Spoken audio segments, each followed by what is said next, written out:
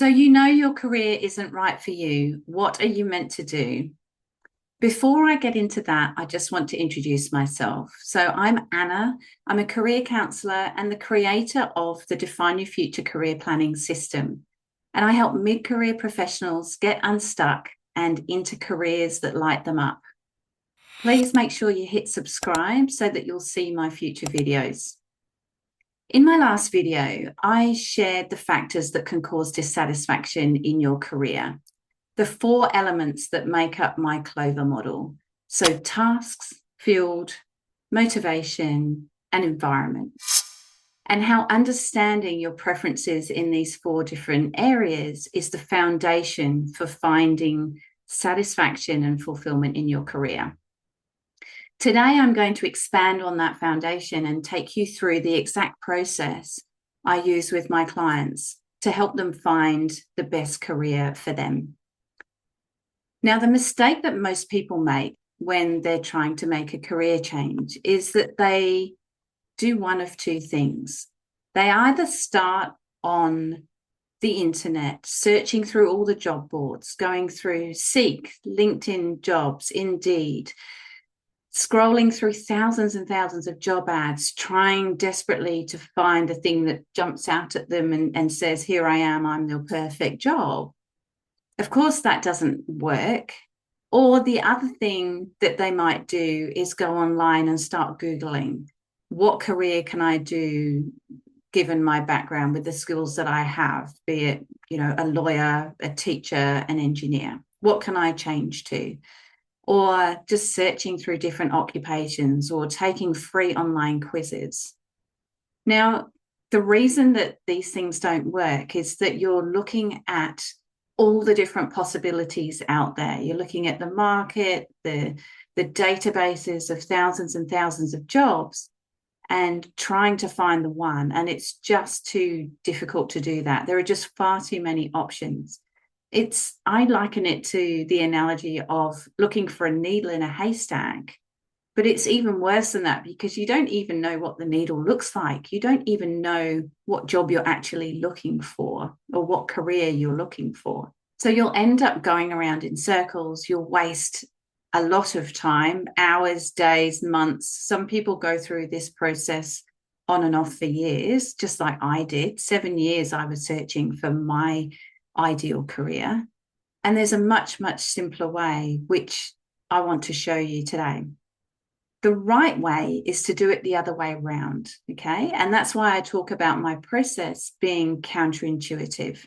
Rather than searching out there for what's available, the best place to start is defining what you want, defining what your ideal role would be. And this enables you to narrow your search right down and thoroughly explore all of the different possibilities in a much more manageable space. So, for example, if you were really passionate about working with animals, you can search that really thoroughly and come up with probably 20 different options. There's a lot more than just kind of being the vet, which is the obvious one that springs to mind. And if you narrow it down, you can thoroughly explore all of those different options and it becomes manageable. You can find that needle in the haystack because you've narrowed it down to more like a handful of hay rather than the whole haystack. So this is what I guide my clients through, this process that helps them get from not knowing where to turn and not knowing where to start to finding the absolute best career path for them and having a plan and being super confident that that's what they want to do so that they can get on and make that change. So now what I want to do is just take you through the steps in that system. So I'll give you the exact steps that I take my clients through. So there are 6 steps in the process. The first one is exploring your preferences. And I've already alluded to this. It's really exploring who you are, what you enjoy, what you're interested in, what are you curious about or passionate about, what motivates you, how do you like to work, when do you like to work, where do you like to work, do you want to work in an office or from home, or do you want to be traveling? There are so many different factors that impact our satisfaction at work, and this is what I was just talking about in my last video and mentioned before. These are the 4 different areas that make up the Clover model. So we really want to explore all of those different factors first and define what are your preferences to build up this picture of who you are and what you want. What I call your blueprint for career satisfaction, putting all the pieces of the puzzle together so we've got that clear picture. The second step in the process is then defining your ideal work. So it's just taking it that one step further and saying, well, based on all of these preferences, all of this information that we've gathered about you, how do you summarize that? How do you articulate that in a couple of sentences to say, this is what my ideal work looks like, and this is what I want to do? Okay, so how awesome would it be to have the answer to the question, what do you want to do? You've probably been asked that. I remember being in that situation and being asked that when I had no clue. Very frustrating.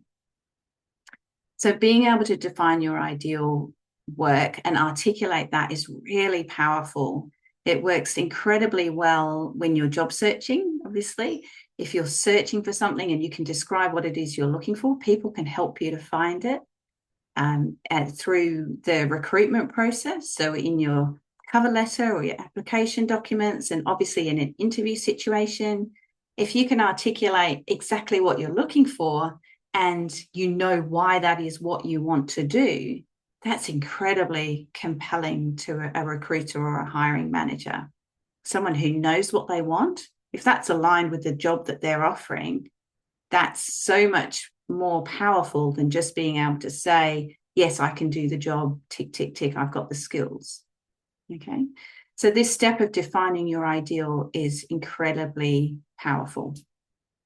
The third step in the process is generating ideas. So this is that step where we do translate, we start looking at what's available in the market, what the different potential options could be for you, but only once we've really got the solid foundation of what it is you're looking for.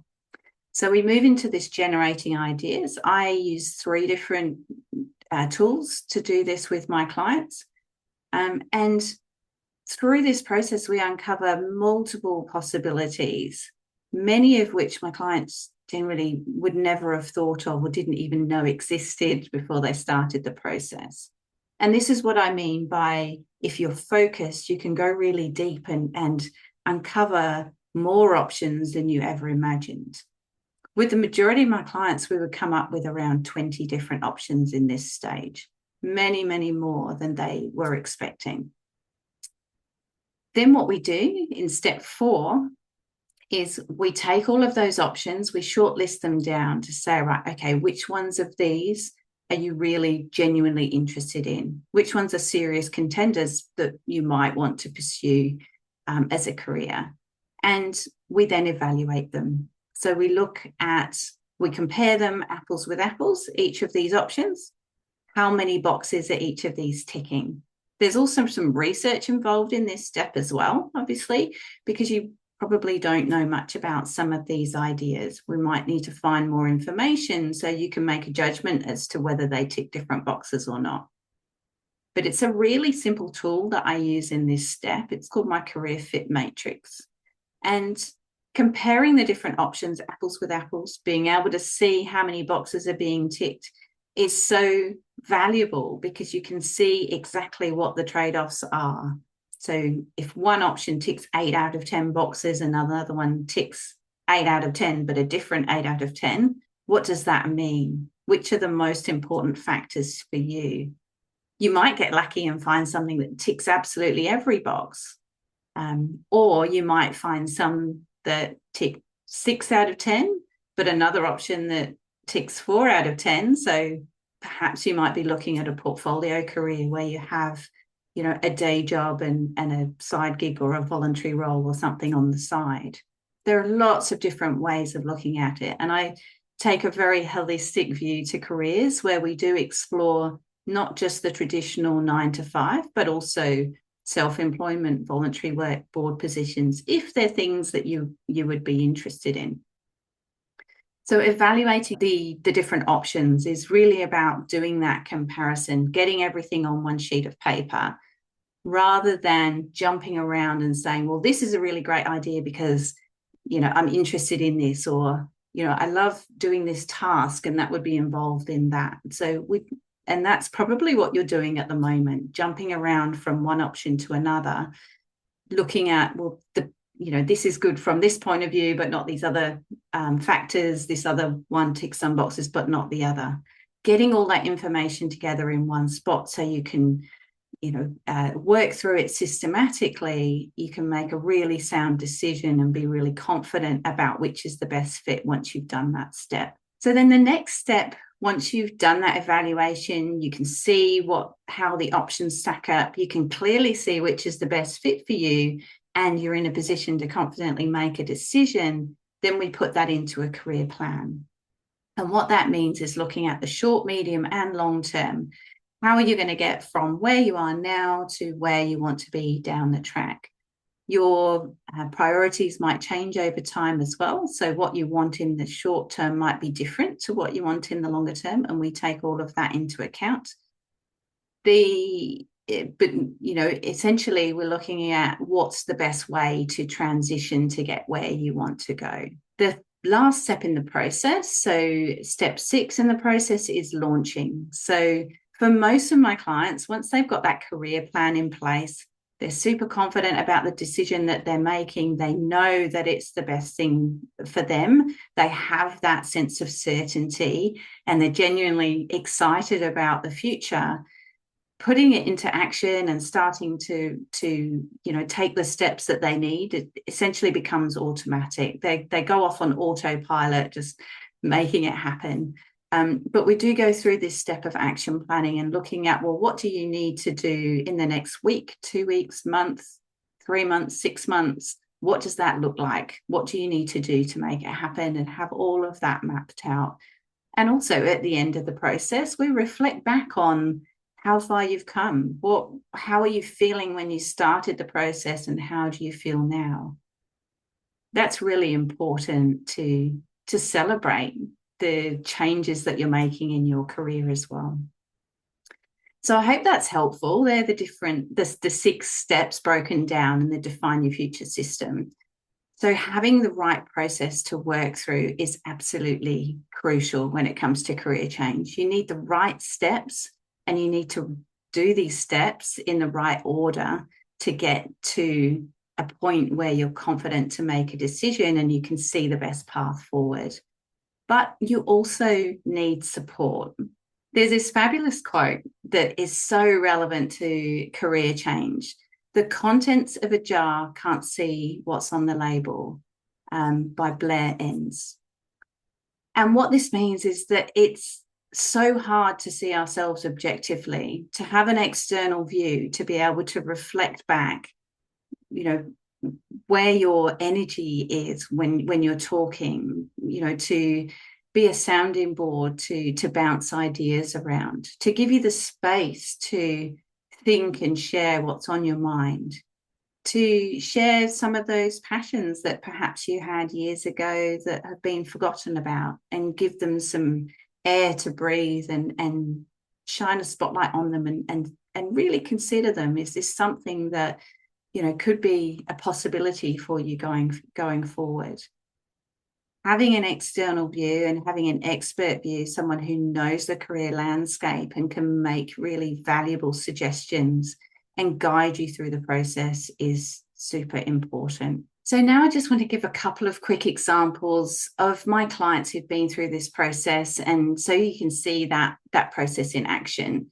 So Tim was a geologist in one of the big mining companies, and when we worked together, he was really keen to explore his passions, and he was also planning a lifestyle change for his family to move down south. After working together, we explored all of those different angles, all the different factors involved in his career decisions. His, passion for teaching, his desire to do some more study, where he wanted to live with his family, how much money they needed to earn, and how was the best way of meeting all their needs and ticking all the boxes for him. And having worked with me through the process, he came up with this plan which enabled them to move down south where they wanted to move. He started his teaching qualifications, so he's gone back to study to do that. And he also managed to come across this consulting work, which is just an absolute perfect fit for his strengths as well. So still with that geoscience bent, so leveraging his past experience, but also in a more kind of research and academic world, which, is absolutely perfect for him. So really using the process to break it down and look at all of those different components has enabled him to come up with this portfolio of different things that is ticking all the boxes for him and his family. Another example is Amy. So I loved working with Amy. So Amy's based in the UK, and she's moving to Australia shortly. And she, when she first came to me, said that since she hadn't worked for years because she'd been raising a family.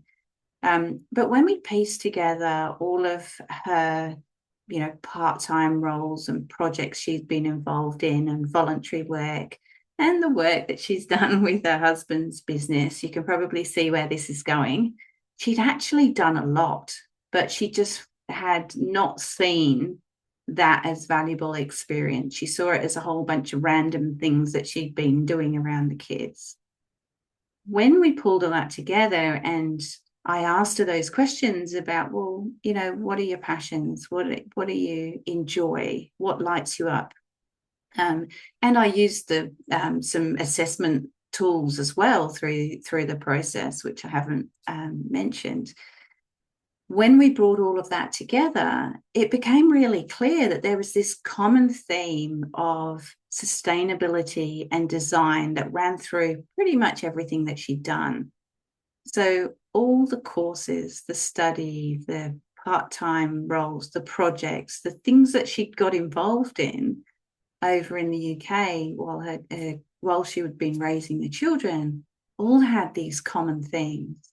So now that she can see that and she can, she's been able to piece together her preferences. She knows what her clover looks like. She knows what her ideal work is, and she can articulate that. She now has a clear plan for what she's looking for, the types of roles and exactly what she wants her career to look like once she makes the move back to Australia very shortly. So I hope that's helpful to see those examples. And look, I hope you've enjoyed what I've shared, that step-by-step process and seeing how that plays out in action. If you do like what I've shared, please do subscribe so you get notified of my future videos. And also share with someone else who's feeling stuck or frustrated in their career. This might be exactly what they need to get some hope and inspiration. If you're ready to make a change in your career, please do reach out. You can book a free call with me, and I would love to talk to you more about whether we might be a fit to work together. I look forward to seeing you on my next video.